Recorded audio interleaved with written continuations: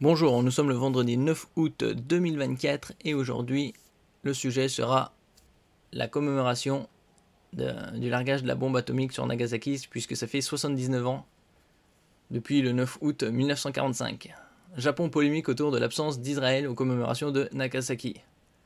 Oui, après, ils ont refusé parce que c'était à cause de ce qui se passe à Gaza. Alors ils avaient été invités à Hiroshima, mais après c'est en fonction de la ville. C'est pas au niveau du pays que ça se décide. Au Japon, c'est le 79e anniversaire du bombardement atomique de Nagasaki, le 9 août 1945, 3 jours après le premier bombardement atomique de l'histoire à Hiroshima. Il y avait eu 80 000 morts environ plus à Hiroshima et à Nagasaki environ pareil. 74 000 morts, personne n'était morte instantanément. Et en tout, les combinaisons des deux, Hiroshima et Nagasaki, avec les morts au 3e degré et les radiations, c'était plus de 200 000. À la veille des commémorations, l'absence d'Israël à la cérémonie est pointée du doigt par certains pays occidentaux. Bon, ils n'ont rien d'autre à faire. N'oubliez pas de vous abonner pour plus de news nationales, européennes et internationales sur ce monde merveilleux dans lequel nous vivons. Selon le maire de Nagasaki, Israël n'a pas été invité à la commémoration afin d'éviter d'éventuelles manifestations liées au conflit à Gaza. Mais certains pays occidentaux, invités eux, comme chaque année, n'acceptent pas cette absence. Parmi eux, les États-Unis, la Grande-Bretagne, la France ou encore l'Italie. Les diplomates de ces pays seront bien présents, mais leurs ambassadeurs refusent de participer à la cérémonie de commémoration. C'est le refus d'inviter l'ambassadeur israélien Gilad Cohen qui indigne les pays occidentaux. Pour l'ambassade britannique au Japon, c'est une équivalence malheureuse et trompeuse avec la Russie et la Biélorussie, les seuls autres pays à ne pas être invités depuis l'invasion de l'Ukraine en 2022. Mais pour Shiro Suzuki, maire de Nagasaki, ce n'est qu'une question d'ordre public. Un moyen d'éviter des débordements liés au conflit à Gaza.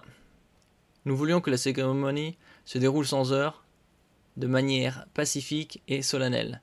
Ce fut une décision difficile à prendre, soutient l'élu qui juge regrettable l'absence de ses ambassadeurs occidentaux. Une décision de la ville et non de l'État japonais qui s'est abstenu de tout commentaire. Après, c'est eux qui organisent les commémorations. Gilad Cohen avait d'ailleurs bien été convié mardi 6 août à la cérémonie de la commémoration à Hiroshima. L'ambassadeur israélien estime que la décision de Nagasaki de ne pas l'inviter envoie un mauvais message au monde. Ça envoie un message au monde, rien du tout, hein. Inviter Israël, cela aurait été comme gifler les habitants de Gaza. Du côté des Tokyoïtes, les habitants de Tokyo, les avis sont extrêmement partagés concernant la non-invitation d'Israël à ces cérémonies destinées à promouvoir l'idéal de la paix dans le monde, explique notre correspondant à Tokyo, Bruno Duval.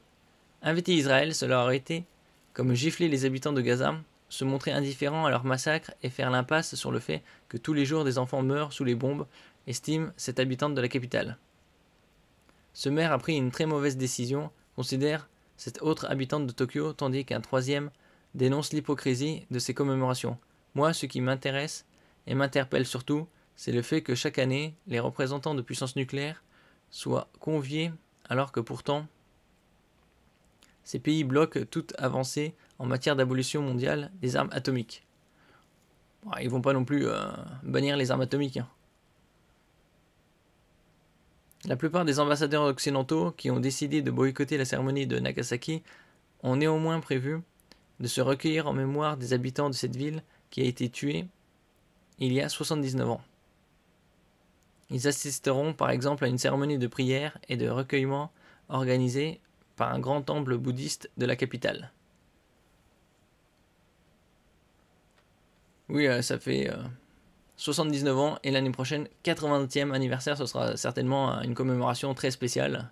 80 ans. Après, en ce qui concerne l'invitation ou non de l'ambassadeur d'Israël, c'est mineur. Merci pour votre écoute et à la prochaine.